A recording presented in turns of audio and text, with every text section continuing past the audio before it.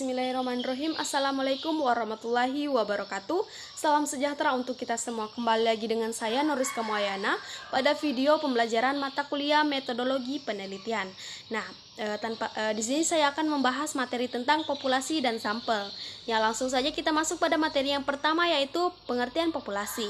Nah, populasi ini merupakan suatu wilayah generalisasi yang terdiri dari subjek dan objek yang mempunyai kuantitas dan karakteristik tertentu yang ditetapkan oleh peneliti untuk dipelajari dan ditarik kesimpulannya. Maka jadi populasi ini bukan hanya orang tetapi juga benda-benda alam yang lainnya. Nah, kita telah mempelajari suatu karakteristik atau sifat yang dimiliki oleh objek atau subjek itu. Nah, pengertian lainnya diungkapkan oleh Nawawi yang menyatakan bahwa populasi adalah keseluruhan objek yang objek penelitian terdiri dari manusia, benda-benda, hewan, gejala-gejala, peristiwa, serta sumber yang lainnya.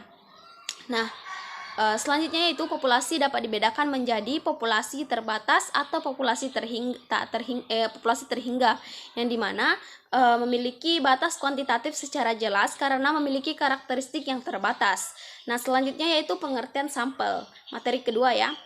Jadi sampel ini merupakan sebagian atau wakil populasi yang diteliti, yang dimana pendapat yang senada oleh Furkan yang ditemukan oleh Sugiono yang menyatakan bahwa sampel adalah sebagian dari jumlah data karakteristik yang dimiliki oleh populasi. Nah, karena keterbatasan dana, tenaga, dan waktu, maka peneliti dapat menggunakan sampel yang diambil dari populasi itu. Apa yang dipelajari dari sampel itu, kesimpulannya akan diberlakukan untuk populasi.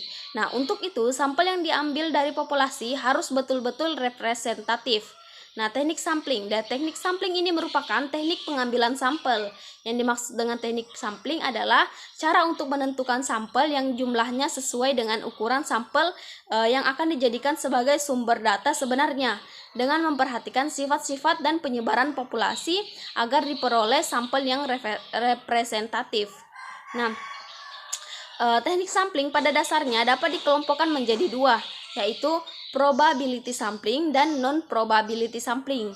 Nah, probability sampling ini meliputi simple random sampling, proportionate stratified random sampling, disproportionate stratified random sampling, dan area atau cluster sampling yang menurut daerah. Nah, sedangkan non-probability sampling ini meliputi sampling sistematis, sampling kuota, sampling aksidental, purposive sampling jenuh, dan snowball sampling. Nah, probability sampling adalah teknik sampling yang memberikan suatu peluang yang sama bagi setiap unsur atau anggota populasi untuk dipilih menjadi anggota sampel. Nah, teknik sampel ini meliputi yang pertama yaitu simple random sampling. Nah, yang dimana pengambilan sampel anggota populasi dilakukan secara acak tanpa memperhatikan strata yang ada pada populasi itu. Nah, kedua yaitu proportionate stratified random sampling, yang dimana bisa digunakan pada populasi yang mempunyai susunan bertingkat atau berlapis-lapis.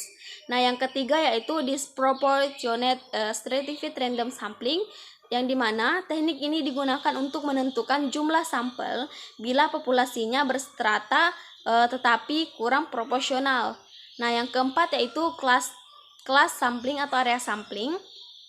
Teknik ini disebut dengan cluster random sampling, yang dimana populasi tidak terdiri dari individu-individu, melainkan terdiri dari kelompok-kelompok individu atau cluster. Nah, yang kedua yaitu non-probability sampling. Nah, pada non-probability sampling ini adalah teknik yang digunakan atau yang tidak memberikan suatu peluang kesempatan yang sama bagi setiap unsur atau anggota populasi untuk menjadi suatu sampel. Teknik sampel ini meliputi yang pertama, sampling sistematis. Nah, pada sampling sistematis ini adalah teknik penentuan sampel berdasarkan urutan dari anggota populasi yang telah diberi nomor urut. Misalnya anggota populasi yang terdiri 100 orang, maka nomor urutnya itu 1 sampai dengan 100. Nah, yang kedua yaitu sampling kuota. Nah, pada sampling kota ini, teknik untuk menentukan sampel pada populasi ini yaitu teknik dari populasi yang mempunyai ciri-ciri tertentu sampai dengan jumlah atau kuota yang diinginkan. Nah, yang ketiga yaitu sampling aksidental. Nah, pada sampling aksidental ini di mana siapa saja secara kebetulan bertemu dengan peneliti dapat digunakan sebagai sampel yang bila mana dipandang orang yang tersebut cocok dengan sumber data. Nah, yang keempat yaitu sampling purposive. Ya, teknik penentuan sampel yang dimana dipertimbangkan dengan menggunakan pertimbangan tertentu. Yang kelima yaitu sampling jenuh. Nah, sampling jenuh ini teknik penentuan sampel bila semua anggota populasi digunakan sebagai sampel. Nah, yang terakhir yaitu snowball sampling. Nah, snowball sampling ini adalah teknik penentuan sampel yang mula-mula jumlahnya kecil, kemudian sampel ini disuruh menjadi teman-temannya untuk dijadikan suatu sampel besar. Nah, mungkin itu saja yang bisa saya sampaikan. Saya Nuriska Muayana pamit undur diri. Wabillahi taufiq wal hidayah. Wassalamualaikum warahmatullahi wabarakatuh. Sampai jumpa di video selanjutnya.